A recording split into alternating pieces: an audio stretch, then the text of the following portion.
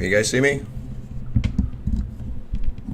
Getting this technical, been having some technical difficulties this morning. Got a full chat. The Light Fam is in the house. Can you guys let me know if my sound is good and lighting is good and all of that good high vibrational stuff?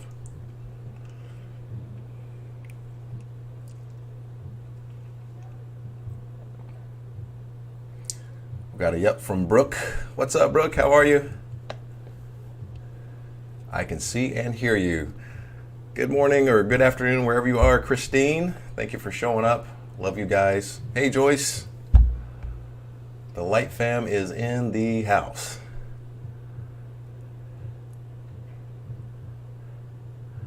This is my scary thumbnail look. That thumbnail, there's a funny story behind that thumbnail. I did a video on, opening your chakras and teaching people how to meditate. And then I got these religious zealots that were emailing me, telling me that when you open your chakras, you're opening the door to evil spirits and all of this stuff. And so I made that thumbnail just to piss them off for all of their fear-based nonsense. And I think that video was called, Is a Spiritual Awakening Evil, or something like that. But anytime I get a chance to dispel fear, I'm all about it. Donna, hi Donna, welcome. Sound is good, all good. Lighting is good. Sharma, I apologize if I am pronouncing your name wrong. Thank you so much for showing up. I appreciate you. Joyce is going through the dark night. Well, you've come to the right place. We got some dark night antidotes for you. Brooke is great. Yes, technical difficulties. I think we're going well now. I did have some people reach out to me that wanted to support the channel but didn't want their username to pop up. So let me put my little PayPal button. Pin message. Okay, there you go. So if you want to be anonymous in supporting the channel, no worries. And of course, donations are appreciated but never expected. So don't feel obligated in any way, shape, or form. I pronounced it well? Okay, thank you, my friend. Namaste. All right, let's get to this thing. What a beautiful morning. Had my coffee, ready to discuss some Dark Night of the Soul action here. All right, so let's just dive on in. What in the heck is the Dark Night of the Soul? So if you have heard, if you've had a spiritual awakening, I'm sure that you are very familiar with this phrase. And you're probably, if you've had a spiritual awakening, you've either gone through it or are going through it. And there's various stages which we're also going to address as well. So let's really dig into what is the Dark Night of the Soul, because I want to give you guys some peace and clarity about what you're experiencing so that you can get through it much easier. The Dark Night of the Soul is what's known in the spiritual community as ego death. So first we have to understand why an ego death is necessary to get to the timeline that you want to get to, the timeline that you intended to live before you decided to incarnate. Now, I do want to make a quick disclaimer here that I don't believe that the ego can actually die, at least while you're in the physical. So when I say ego death, understand that I also mean ego life. So it's the death of the old ego, but the life of the new ego that's trying to be birthed into your current timeline that is in alignment with your life purpose. Hey, Joyce, thank you very much. I appreciate you, my friend. Sending light and blessings to you. Let me know if you can feel that light and blessings I'm sending your way. What does Ralph Smart do? Take that, take that, take that.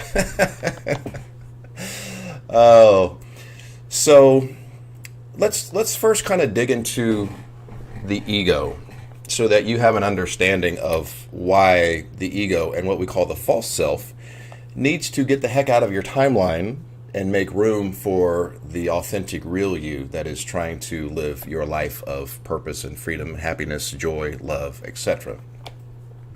So your ego has to do with identity. Your ego constructs an identity for you based off of what it feels is best for your survival. So let me give you an example. Let's say that when you were a kid, if your primary caregivers would kind of shun you and silence you every time that you tried to speak up or have an opinion, and they kind of had a, kids are seen but are not heard type of raising mentality, then your ego associated being quiet and meek with survival. Because when you were quiet and meek, and you got shunned for your voice, but then they fed you, right, and gave you shelter and accepted you into the social group, then the ego says, okay, well, when I don't speak my truth, I get acceptance. When I'm quiet, I get acceptance.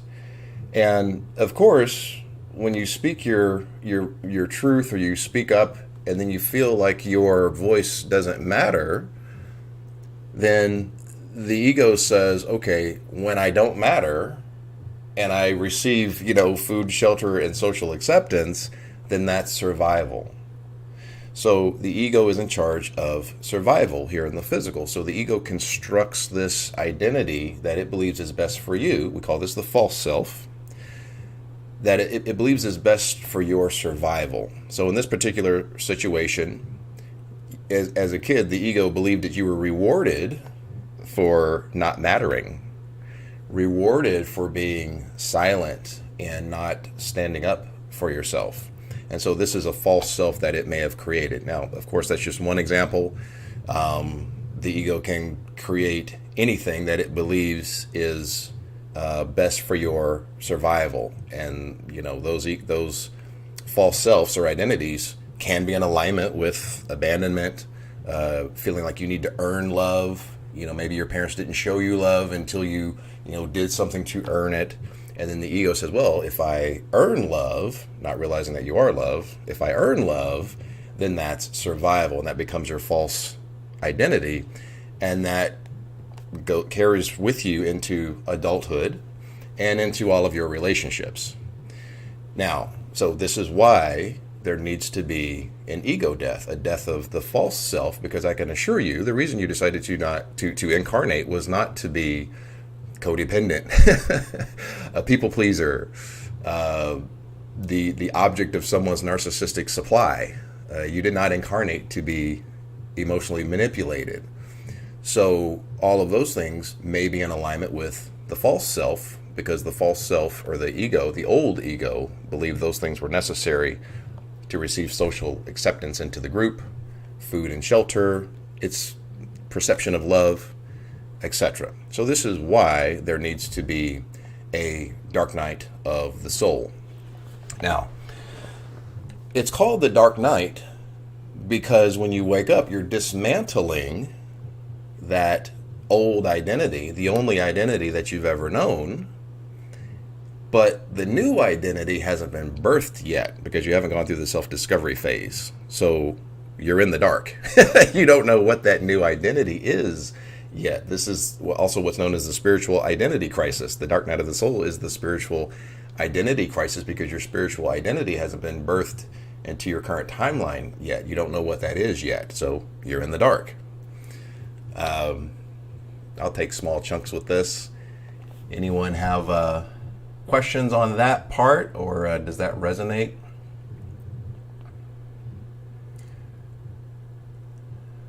Wow, I don't know if I can keep up with all of these. There's a lot of messages. All right, Joyce says, wow, exactly true. When moving into performance mode to be accepted. Yep. Brooke's childhood, exactly. Thank you for sharing, Brooke. I appreciate you. You explained my childhood exactly, says Sylvia. Awesome. And BT, welcome BT. I'm glad I found you. Your messages have resonated deeply with me. Your delivery, energy, and tone is refreshing. Much love to you. Thank you very much. I appreciate that. So that is the that's basically what the dark night of the soul is. So if you're going through it and you're feeling a lot of pain, just understand your old identity is going through a bit of a dying process, but keep the faith, because that new identity is wanting to come on to your current timeline, and that's where you really step into living life in what I like to call swimming with the stream, in the flow state. Actually, Abraham Hicks calls this the vortex, if you're familiar with her work. Okay, so that's what the dark night of the soul is. Let's talk about the stages of the dark night of the soul.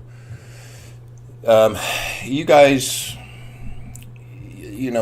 may be in different stages. There's 5 stages, and again, when we're talking infinite, when we're talking spirituality, we're talking the intangible, the esoteric. It's hard to say there are exactly 5 stages, and that is it. People like to get very technical with things. There could be 7 stages. There might be 13 stages. There might be 3 stages, but the 5 generally accepted, experienced by the general population going through the dark night of the soul are basically these 5. So stage 1 is what we call the disassociation or the disconnection phase. Now, this is when you first have a spiritual awakening. So what exactly is a spiritual awakening? Well, you're waking up and no longer seeing life through the lens of the ego. And again, we go back to this word ego. This is what the dark night of the soul is all about, the ego death. So when you have a spiritual awakening, you become aware of the ego. A lot of people, before they have a spiritual awakening, they don't even know what an ego is. A lot of people, if you've spoken to people that haven't had a spiritual awakening, they think ego is, the person is kind of, cocky, or they're very arrogant, and, all of this. Those are traits of the ego, but it's not the ego. So once you've had a spiritual awakening, you're able to step back, one step removed from the ego, and not see life through the ego's lens in alignment with fear. It has to be in alignment with fear because it's in charge of your survival. And when you fear something, you're either going to get out of the situation or defend yourself. So the ego's main tool is fear, but fear is the opposite frequency of the dominant frequency of source, which is love. Okay? So that first stage, the disassociation stage, happens pretty much right after you have a spiritual awakening. So when we say awakening, what is awakening? What do? You open your eyes, right? What happens when you open your eyes? You let light in. Well, on a spiritual level, you're letting the light of higher consciousness in alignment with love shine on everything in your life, including the things that are out of alignment with love. And so this is where the light is going to shine on things that are in alignment with fear. And as we've just said, that old identity, that false self, is in alignment with fear. So this is why it's called the disassociation or disconnected, because you're disconnected or disassociated with your current life, your current vocation, your current friends, your current family, your current religion. And you feel alone because everyone else around you is still asleep. Nobody understands what in the heck you're going through. They think you're crazy. And you feel disassociated with them because there's no longer vibrational congruence. There was vibrational congruence, especially, if you're raised with them, you grow up, your friends are in that same, the same side of the tracks, the same religion, the same social economic level, whatever, everything is in alignment. But then you have a spiritual awakening and all that 3D matrix stuff. Now there's a lot of vibrational dissonance and you feel disassociated with all that. And it's a very confusing time because you don't know what to believe. That's the thing. So all of the beliefs that you've held all of your life, which a lot of times are fear-based, limited paradigms, handed down generation after generation after generation. Humans haven't always been the most enlightened, and they continually pass down generation after generation, just fear-based, limited paradigms. And so you may have been raised with that, but now if you've had a spiritual awakening and higher consciousness in alignment with love is shining on you, you feel disassociated with everything in your life, and that's very confusing. And that disassociation comes from the dissonance of love and fear being on opposite ends of the vibrational spectrum. They're polar opposites. So whenever love and fear are trying to share the same space, there's going to be a lot of vibrational dissonance, which is why the dark night of the soul is so painful. So that's stage 1, disassociation and disconnection phase. Stage 2 is the self-isolation, self-discovery phase, also called the hermit phase. I like to call it the rabbit hole phase because you're self-isolating yourself to find what is true for you. And you can find yourself going down all kinds of crazy rabbit holes. And the great thing about doing that, you don't have to believe everything that you read, but you're opening your mind. A lot of times if you're coming from kind of a fear-based paradigm, thinking for yourself or critical thinking or asking questions is very much shunned upon by the people from that group of that fear-based paradigm. But we were given a mind for a reason. And finding your truth, there's nothing wrong with that. And so you go down those rabbit holes, you find what resonates, you leave what doesn't. Maybe you experiment with different spiritual practices, and you gain what's called gnosis. Gnosis is learning through experience. So, I get a lot of people that ask me how, where the heck did you learn all this stuff? Where did you get all of this? How do you know all of this? I did and by the way, this was in 2009 before YouTube was a thing. So I had to read everything. But when you read something, you apply it and you practice it and you gain gnosis because you are learning from experiencing it. That's really the thing. And when you experience it, it becomes your truth. Other people's truths or truths that were handed to you a lot of times are in the mind.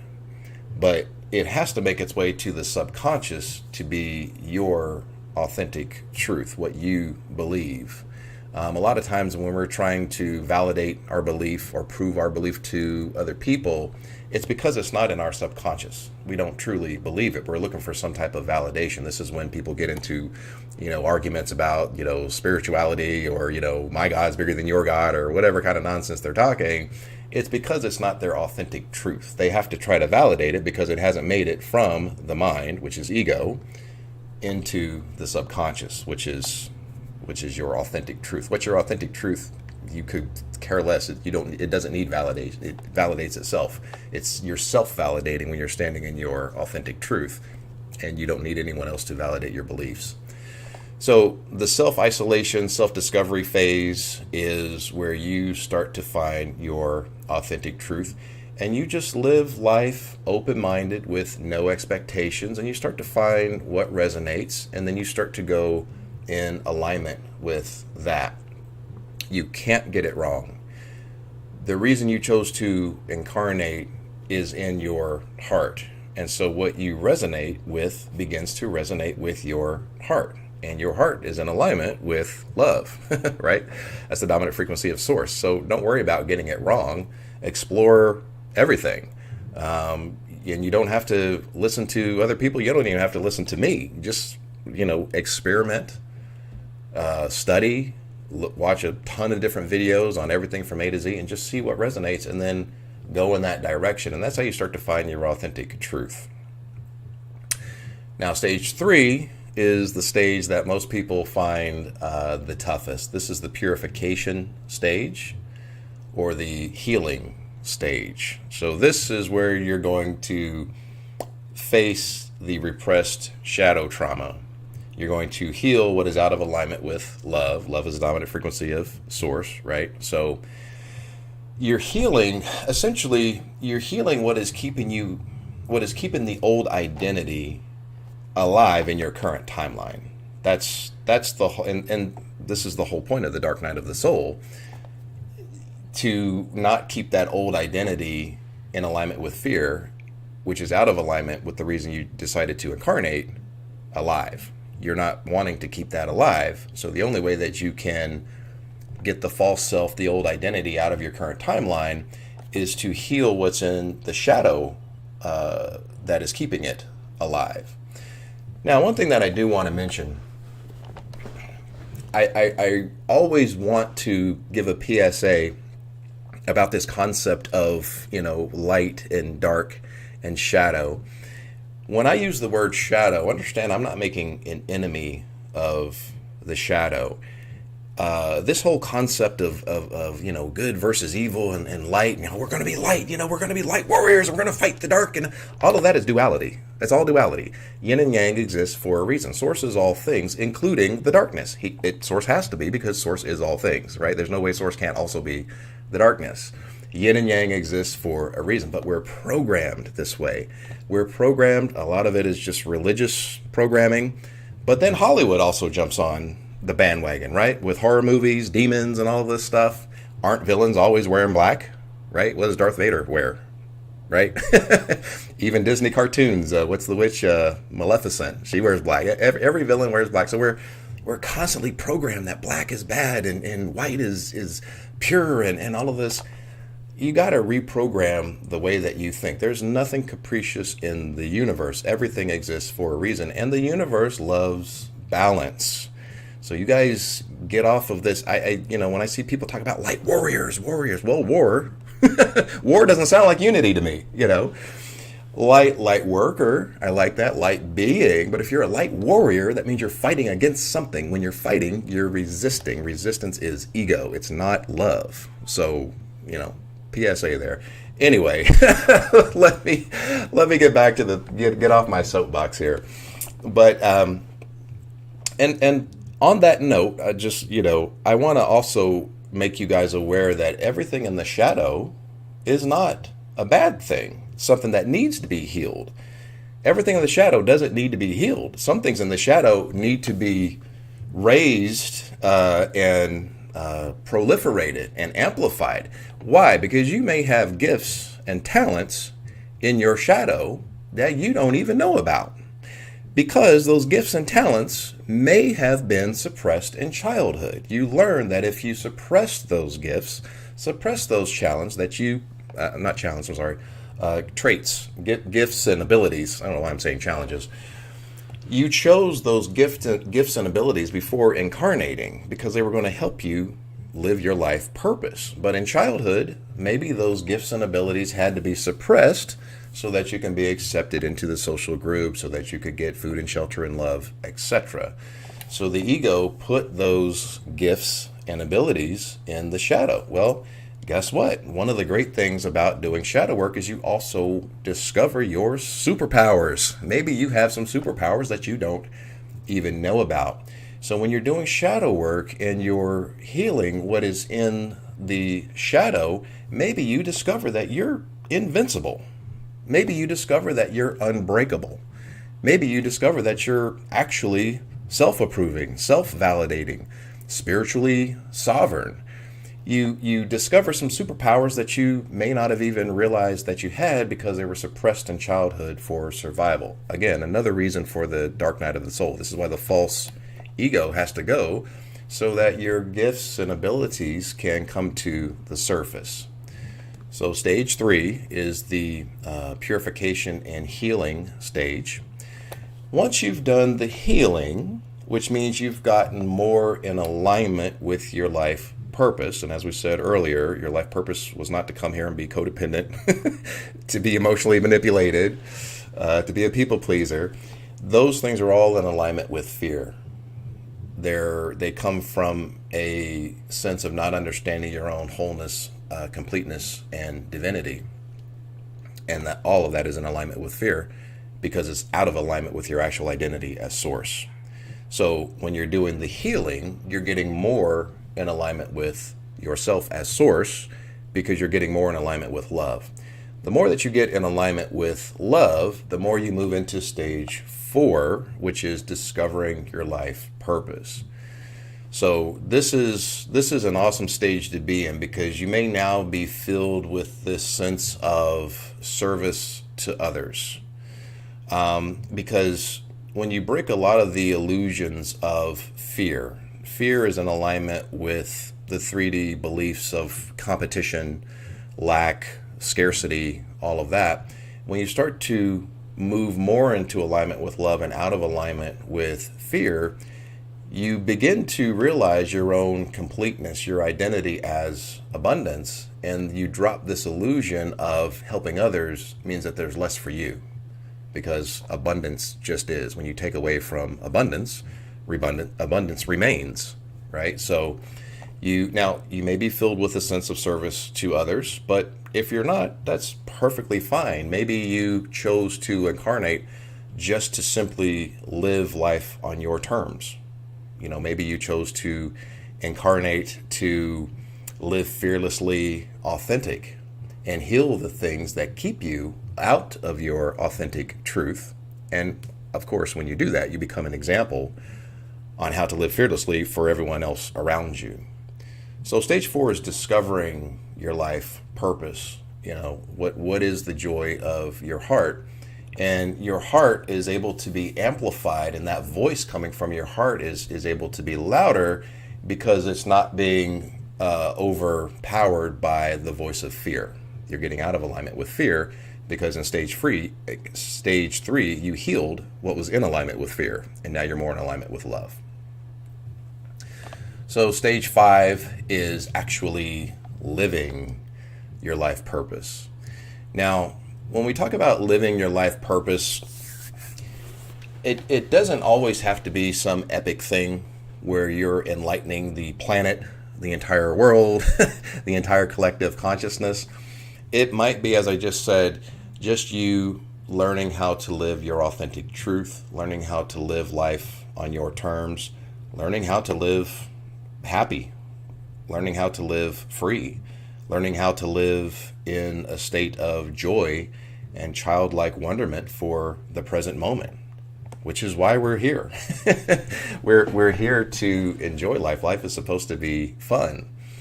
But stage 5 is when you're actually living your life purpose. Maybe it's you change your vocation, you leave that job that was out of alignment with your heart's joy.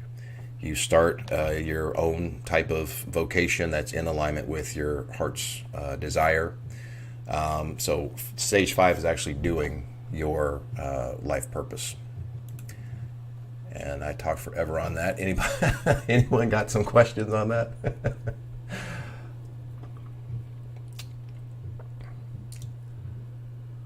Sylvia says, I don't know my talents. Hopefully I found one. Shadow work. You'll find it. I feel I'm going through multiple steps at once. Yeah, I can definitely feel like that, BT. And one thing that I want to say is understand that the Dark Night of the Soul is not a one-shot thing and then you're done. It's a process. So the very first one is usually the most intense, but then you're going to have many Dark Night of the Souls after that. Why? Because you're always spiritually evolving more in alignment with Source having a physical experience, meaning the more you get in alignment with love, the more you're going to need to tweak things that are in alignment with fear. So that's where the little mini Dark Night of the Souls come through. So maybe, for example, that first one is really intense. You had to get rid of all that childhood trauma, heal all of that. But then you are with somebody that might be toxic or might be disrespecting your self-worth, stepping over your boundaries, etc. And that might be another mini little Dark Night of the Soul that you have to go through to get closer to being in alignment with love, which is in alignment with your authentic truth, in alignment with you having a physical experience as Source. Hi, you all need to check out David's coaching. I love you, Brooke. Thank you. Much love to you. Namaste. Let's see. I'm highly talented, great with creativity, writing poems. Yeah, I'm actually going to get back to that because that's one of the ways to get through the dark night of the soul. So we got how to get through the dark night of the soul coming up here in a little bit. Renee is in this stage. Look at what you love. That's it. Everything is love because everything is source, right? That's when I'm realizing just doing me is much more peaceful. Yes, sir, Johnny. Thank you for showing up, by the way, Johnny. I appreciate you, my brother. Stage 4, is it that you don't feel like hating anyone? Well, you definitely don't want to be hating anyone. Hate is one of this. It's a subset of the fear frequency, and fear is the polar opposite of love. Love is the dominant frequency of source. And if you're coming from the standpoint of unity consciousness, when you're hating somebody, you're actually hating yourself.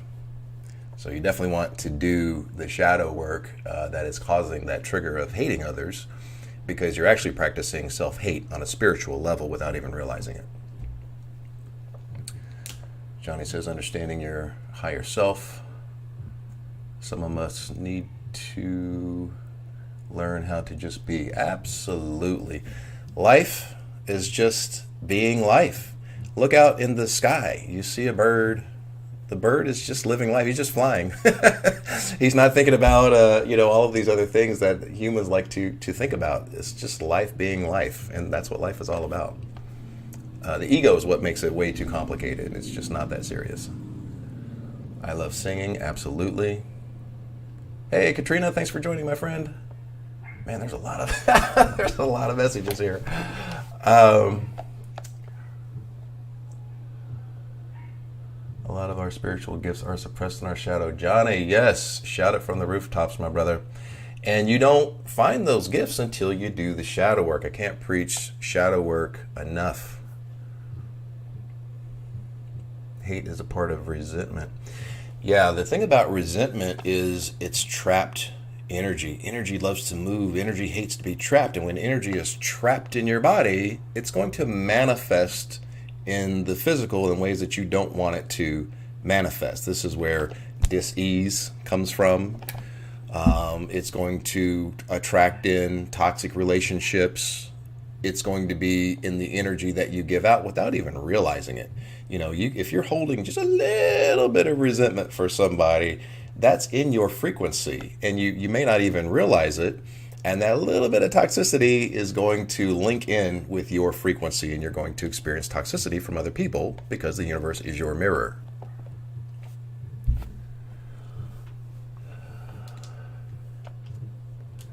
People who don't love themselves can't love you, but the ego wants to take it personally. Yeah, you got to remember the ego is non-physical. So the ego is constantly trying to prove that it exists by trying to seek outside validation and outside approval. This is what having a spiritual awakening is all about, is backing up from the ego and not seeing life through the lens of the ego, and then you don't, self-validate and all of that. All right, let me get to, what is our next section here?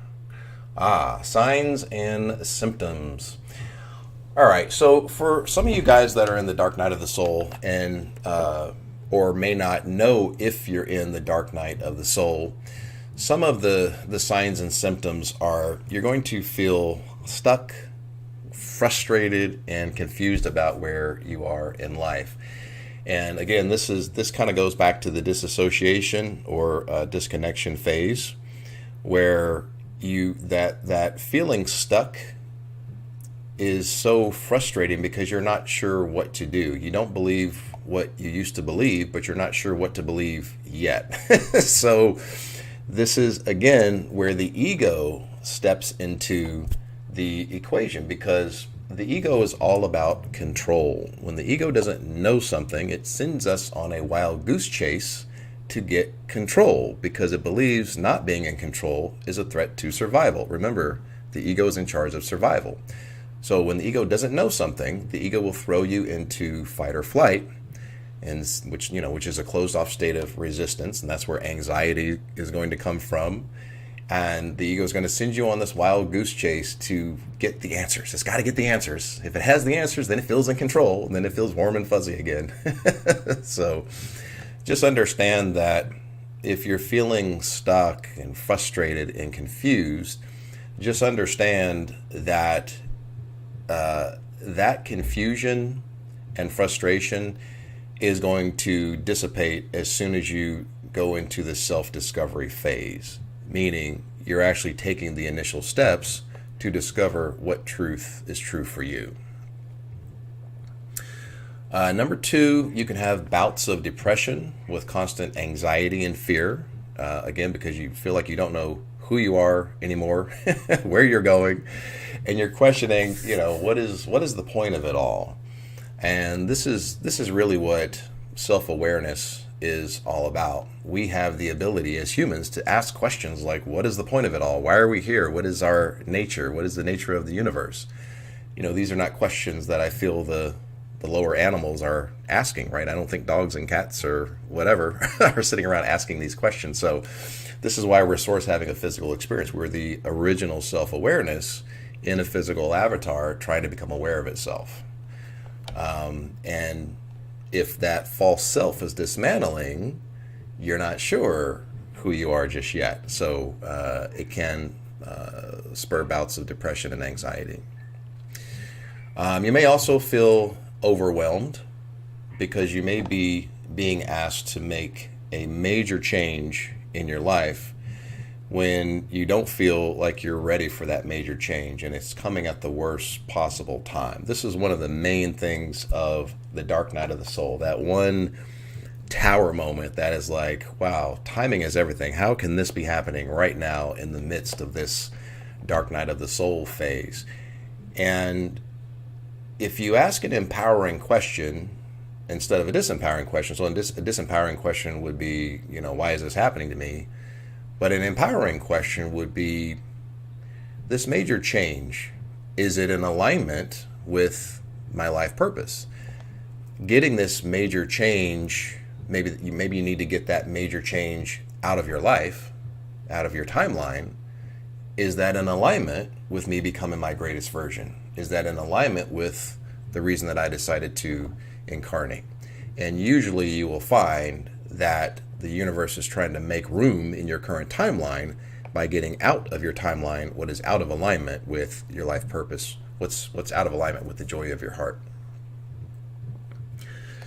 Another symptom is you have palpable reactions to small-minded, limited people and conversations that are laced with fear and negativity. So, the more that you get out of alignment with fear, the more vibrational dissonance there is going to be with people that are still living in that fear-based mentality. This is why you feel disassociated with all of your friends and vocation and all of that if they are aligned with that. Because I've had clients that they've had friends for years, childhood friends, and then they had a spiritual awakening and they never realized that friend is always negative. That friend is always gossiping. That friend is always spreading poison. And in the past, before they would have a spiritual awakening, they were in that people-pleasing mode, accept me into your group mode, and they would go along with the gossiping and go along with the negativity and all of that. But once you start to wake up, your waking up is, again, shining that light of higher consciousness on everything that is out of alignment with love. All of that is out of alignment with love. Negativity, gossiping, all of that's in alignment with fear. And so now there's such a palpable reaction when you're around small-minded, negative people, because there's a much greater level of vibrational dissonance between love and fear.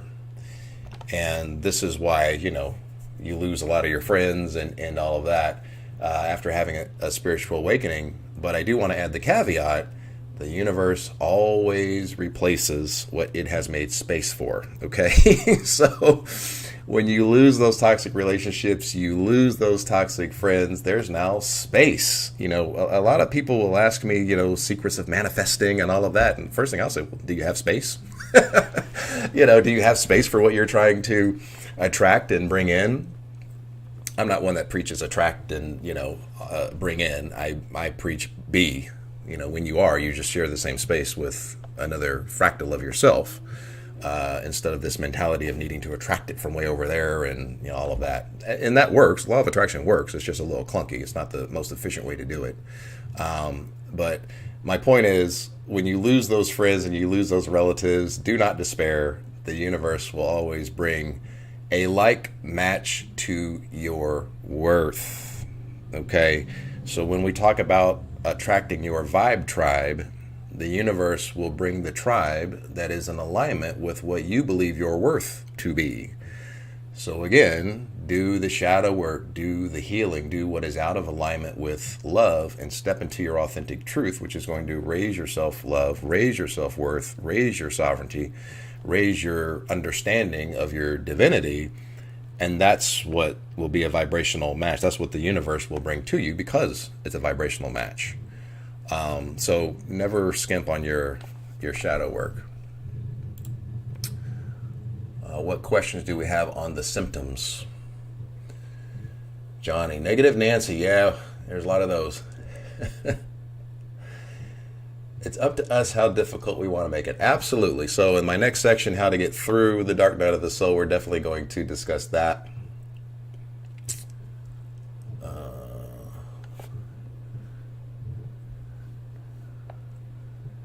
Wow, there's a lot of messages. I apologize, guys, if I missed some of your messages. I'm kind of new to live streaming, and I'm not used to multitasking, talking, and monitoring the chat here.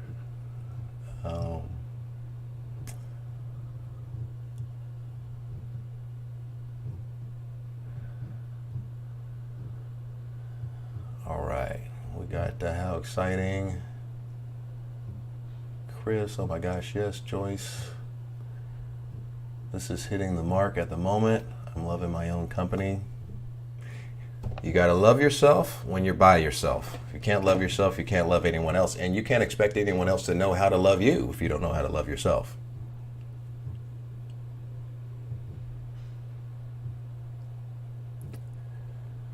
My God, yes. I need a naked huge shift. Oh, make. That's an N, right? Yeah. I need to make the huge shift that I know I need, and I'm terrified. What are you terrified of? What's going to happen? You're going to die? Understand, you're not going to die. And when you face your fears, your greatest version comes online. It's just your ego that thinks you're going to be terrified or something's going to happen. But you know what you do? You face those fears. And then in the middle of facing those fears, you stop and ask yourself, am I okay? Did I die? Am I alive? Yeah. Show yourself physically that you're alive while facing those fears, and then that'll get that ego's fear-based nonsense out of the way.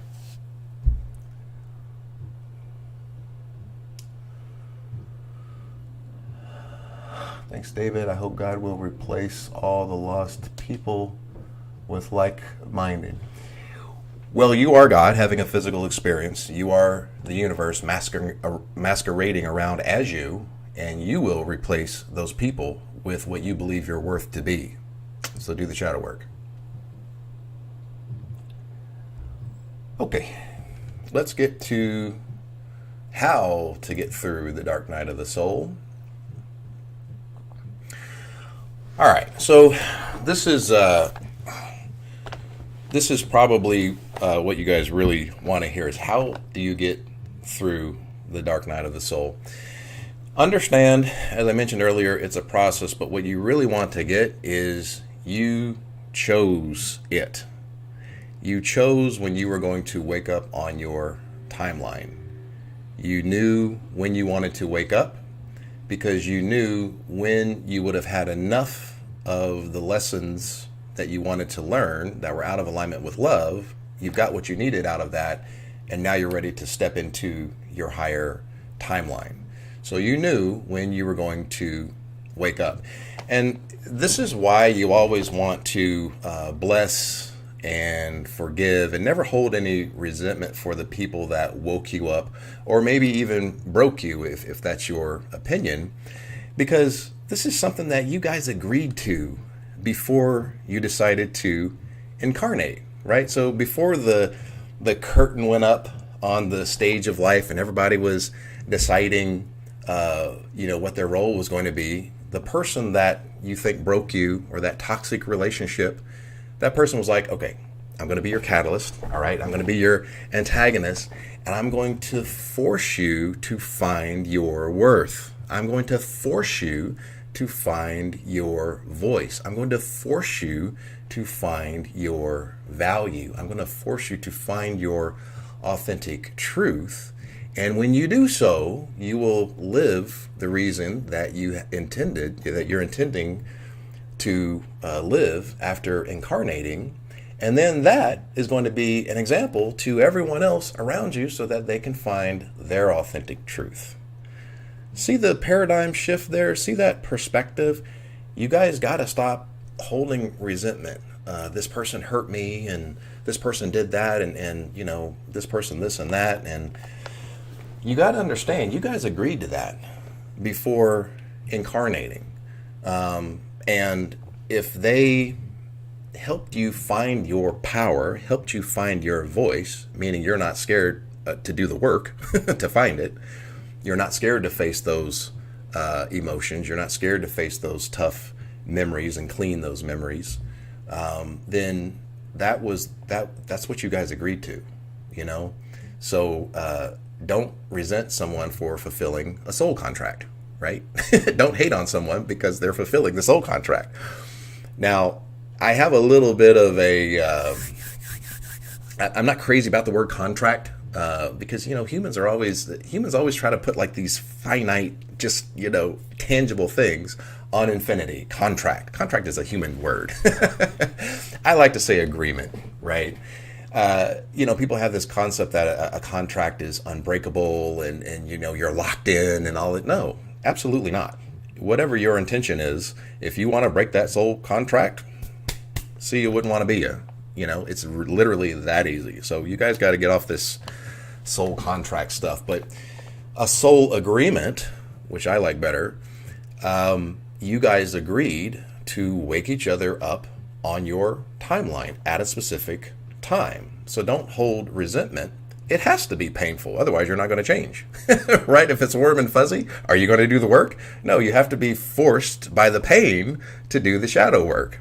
No one wakes up one day, oh, man, I feel great. Birds are out shining and singing.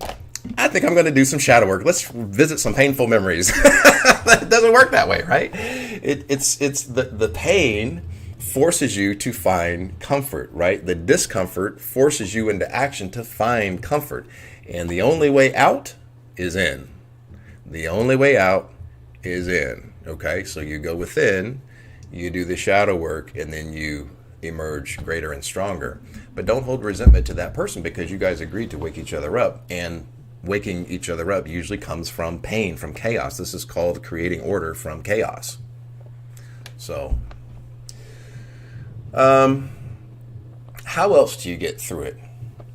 Don't rush the process. Understand it's all a part of the process. Trust the process. But why would you want to rush the process if it's meant for your highest good? Remember, you chose this. You chose to wake up. Do you really think that you would choose something that wasn't meant for your highest good?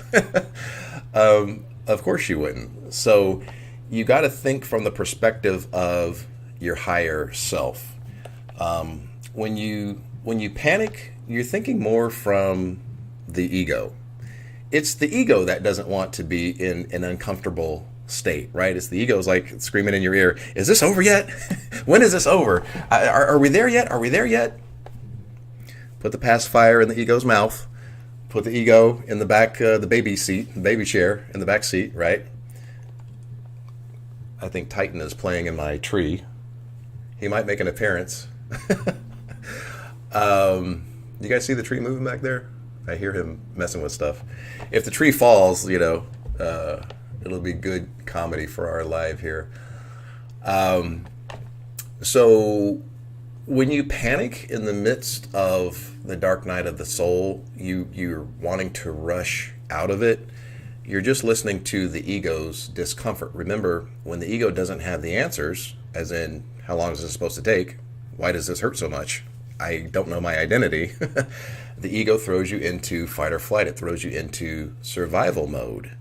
And until it gains control of the knowledge that it needs to feel warm and fuzzy. Put the ego in the backseat. When you're panicking, it's kind of like when you're on the highway and you miss a turn and you start to panic. That's looking through life through the eyes of the ego. What you want to do is look over to the GPS and see how it's rerouting you, right?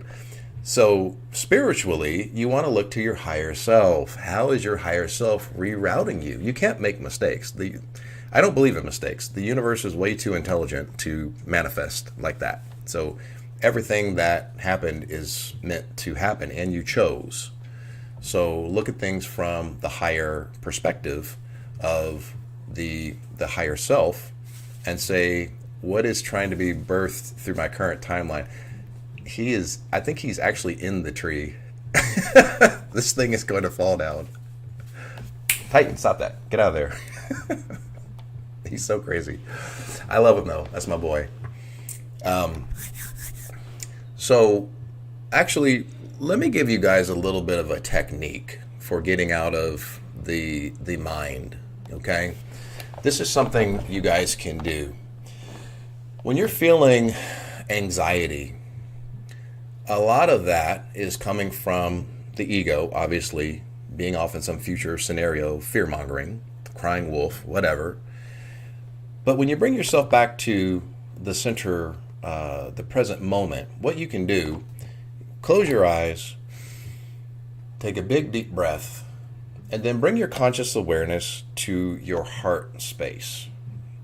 And you can even place your hand on your heart to kind of get that palpable feel in here, to keep your conscious awareness in your heart. And then you want to think through your heart. Think through the feeling. The heart speaks through feeling. What is feeling? Emotion, energy, and motion. It's not language. It's not talk. That's mental chatter. That's ego. But the heart is feeling. And when you think through the feeling, the feedback that you get will not be filtered through ego. You're getting information that is not coming from ego.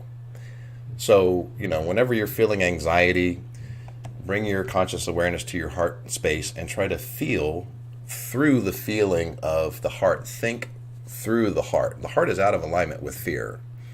And you would be amazed at how clear things become and what the game plan is when you're thinking from a place of love and not from a place of fear. Fear totally skews your decision-making skills.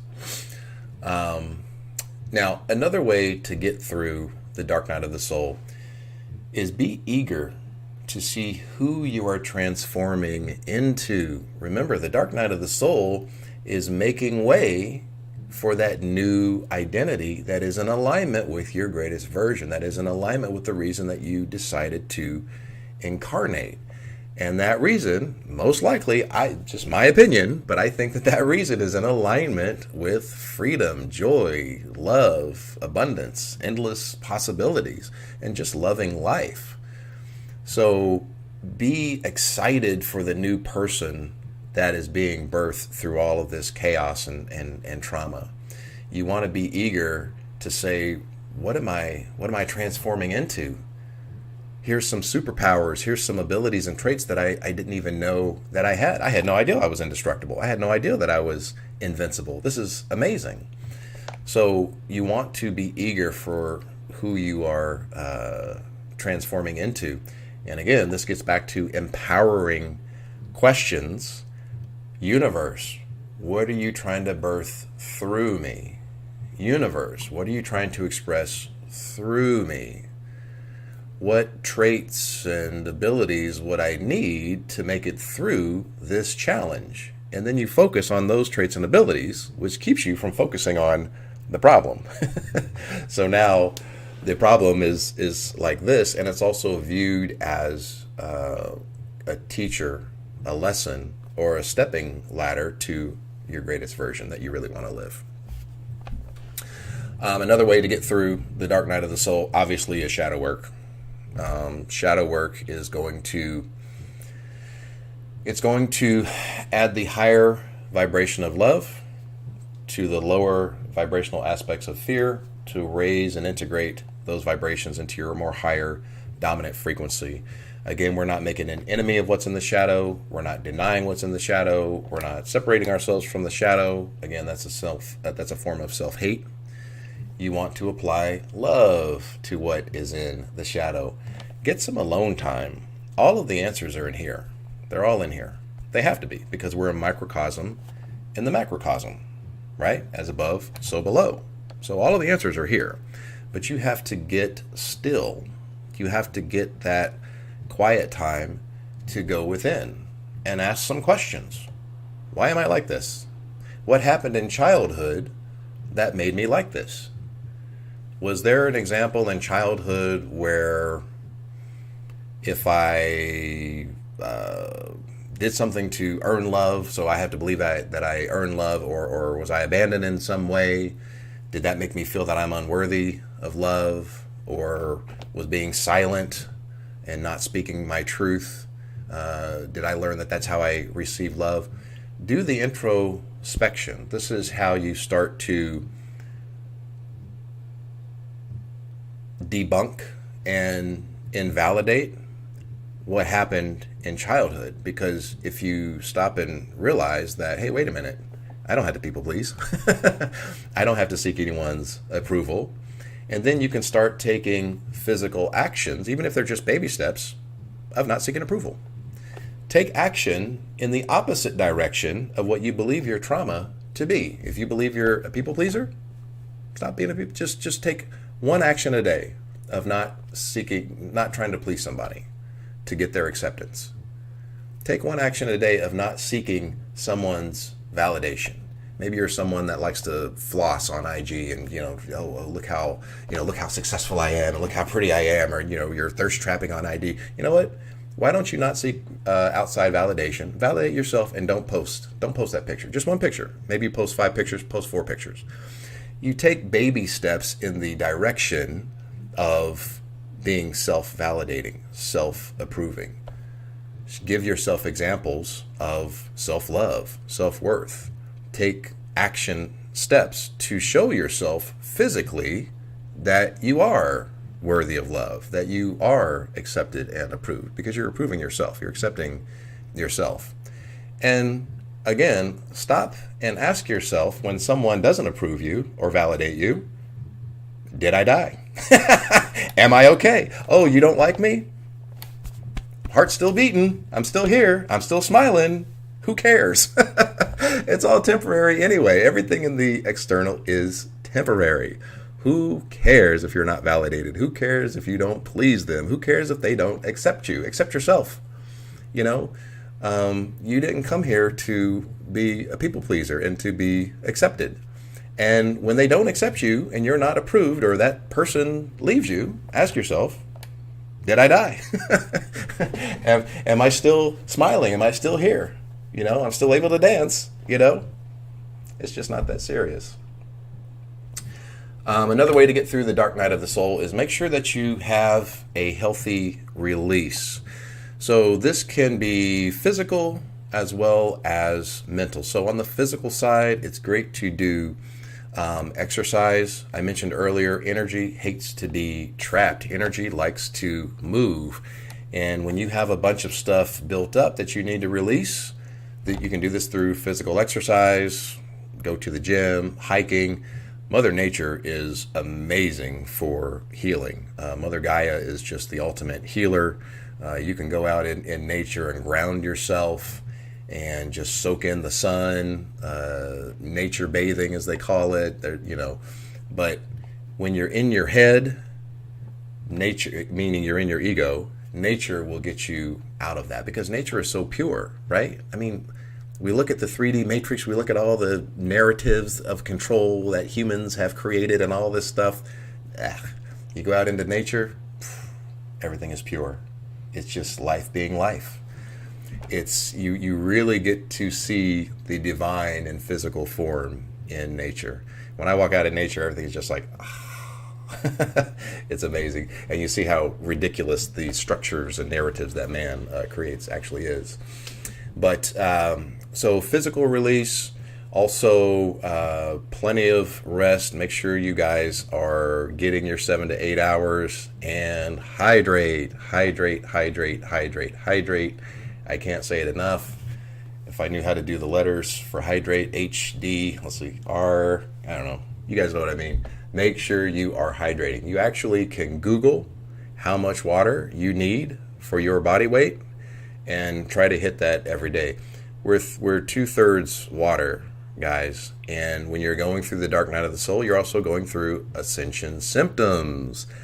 This is where your body, your physical body, is trying to increase the cells of your body's light capacity so it can hold more light, meaning it's doing a lot of extra work to purge that denser energy that no longer serves, and that's physically draining. And the body can work a lot more efficiently when it has plenty of water. So make sure that you are drinking water.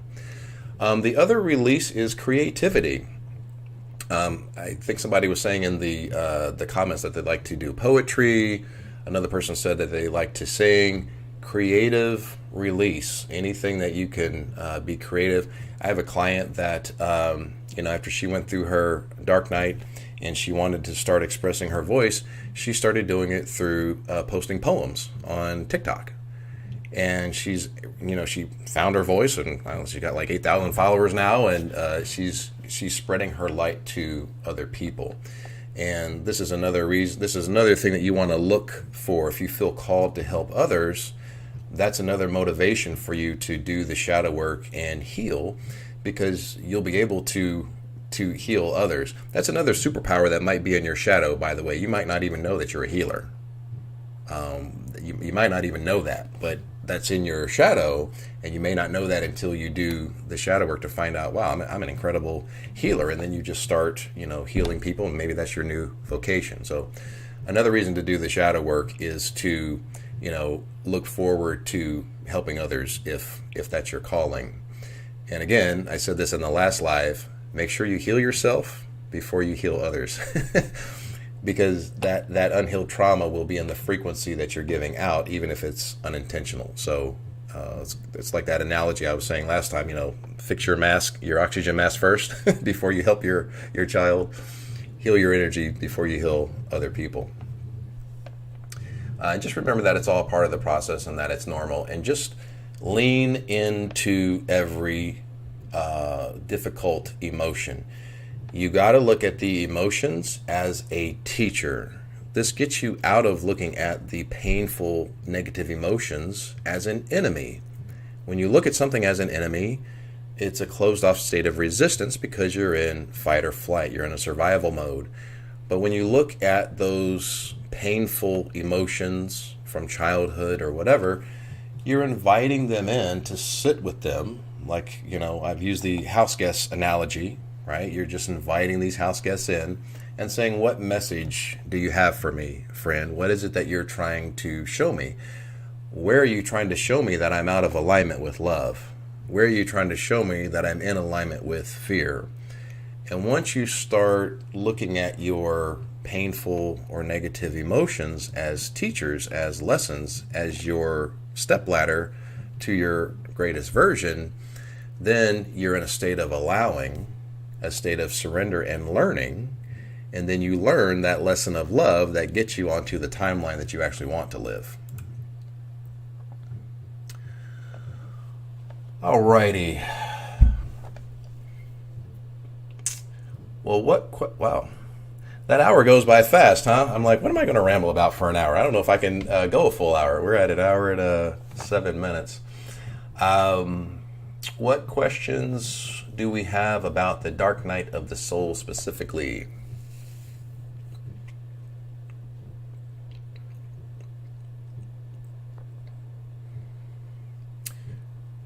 Miss M, I'm getting some vitamin D in a hammock right now. That sounds like heaven, actually.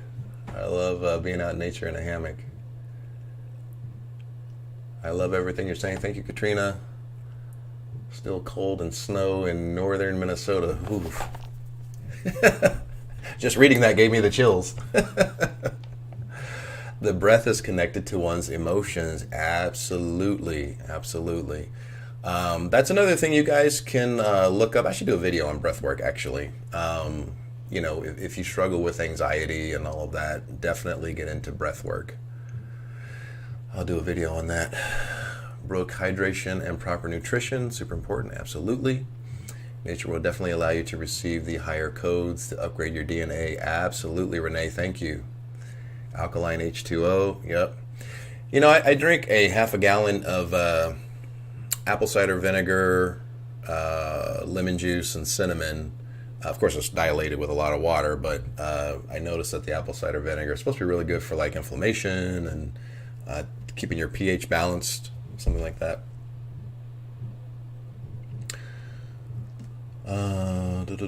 I know this. I hated it prior to awakening because I affected a lot of toxics, which was a reflection of the programming. Yep. Every day I ask God for someone I can make happy. Nice. Now that's a service to others. I love that meme. I don't know if you guys have seen it, where there's two kind of cartoon characters, and one has this jar in their heart here, and it says happiness, and the other guy says, hey, how did you get that? Well, it's an inside job. So there's no limit on happiness. Happiness it's infinite. So when you're happy, you're able to make other happy and other people happy, and you're still happy. So never shy away from making other people happy. And it can be as simple as just smiling at somebody. You know, a smile is contagious. So spread that good energy, guys.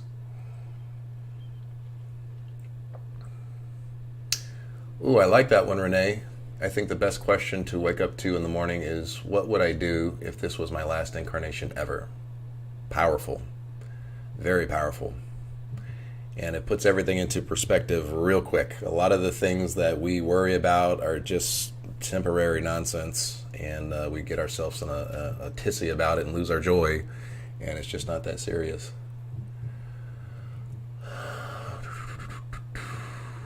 Wow, I really like that. Here in Germany, spring. All right. Oh, we got everyone from all over the world. Looking at the mountains. How do you deal with scarcity mindset, survival, money during the turbulence? You identify as the source that you already are. What is source? Absolute abundance, absolute love, absolute freedom. That's what you actually are. That's your identity. Abundance and money and all that is not something that you need to get. It's what you already are. So when you change your identity to being that of absolute abundance, then it's very easy to just share the same space with other aspects of you, because it's a light vibration.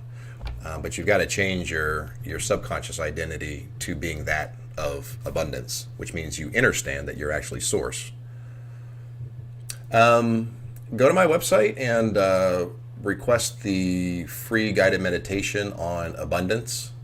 Listen to that every night before going to bed. It's to reprogram your identity so that you understand that you're actually abundance. It's not something that you need to get.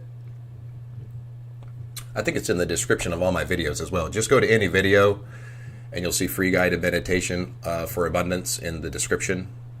I think that'll help you a lot. Breath work would be great.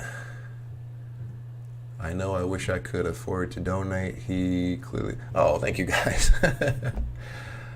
I just love trying to spread what I've learned. I don't claim to be, this guru out in the mountains that can levitate or something. I know what I've learned. I know what has gotten me through having to reinvent myself, and I just want to teach what I've learned. During my dark night of the soul, I've been isolating a lot of heavy energies, so I go within me and try to figure out what is attracting this to be healed. Yeah. So what is the trauma that you need to heal to stop attracting in whatever it is that you're not wanting to attract? Absolutely. Abundance is freedom. Yep. Thank you. You're very welcome. All right, guys. Well, I guess that is the second ever Guru Dave. Thank you. Oh, you know what? Hey, that's actually very funny. You know what? I had a religious zealot call me a false prophet. I don't think you have made it. You haven't arrived yet until you've been called a false prophet. I was so happy. I'm like, wow, I'm a false prophet. I'm really that big? That's awesome. They were pissed off, of course, but, you know, whatever. Oh, goodness. That's so funny. You are so authentic. We'll be looking forward to connect more often. Awesome. You're absolutely welcome in the chat, the live stream at any time. I really appreciate everyone that has shown up, and also a shout out to everyone that was not able to show up and you're watching the replay of this. I love you guys as well, and I thank you guys for all of the support. If you guys really resonate with this message and you think more of the collective consciousness needs to get this type of light, the best thing that you can do is share this stuff. The YouTube algorithm is a finicky, what's a polite word I can use? A finicky algorithm. I'm going to keep it PG-13.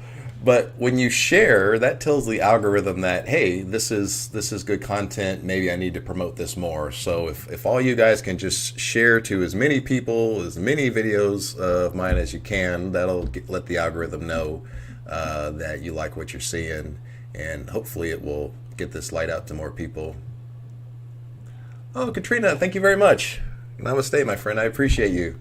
Sending light and love. I need like a take that Ralph does. I need a different thing. Let's see. I'm bringing in the light. Pushing it out through my heart space over to Katrina in the UK. Hope you felt that. All right, you guys, I am going to wrap this up. I am going to post it so you guys can go back and watch everything. And I'm actually going to timestamp everything into chapters because I know that this is a long thing. It's hard to find what you're looking for. So everything will be timestamped in chapters. I love all of you guys. Thanks so much. I think we'll make this is going really well, so I think we'll make this a thing every week. I appreciate you guys. I still don't have a light, love, and abundance. I tried to do the Macarena last time, but we'll figure that one out.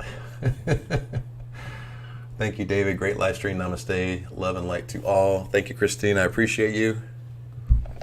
Where are you? Somewhere warm. I like the palm tree. I am on the beach in Southern California.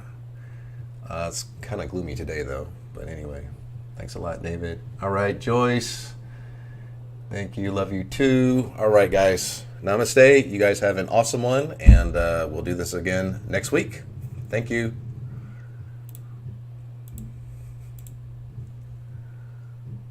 Oh, there we go. Okay.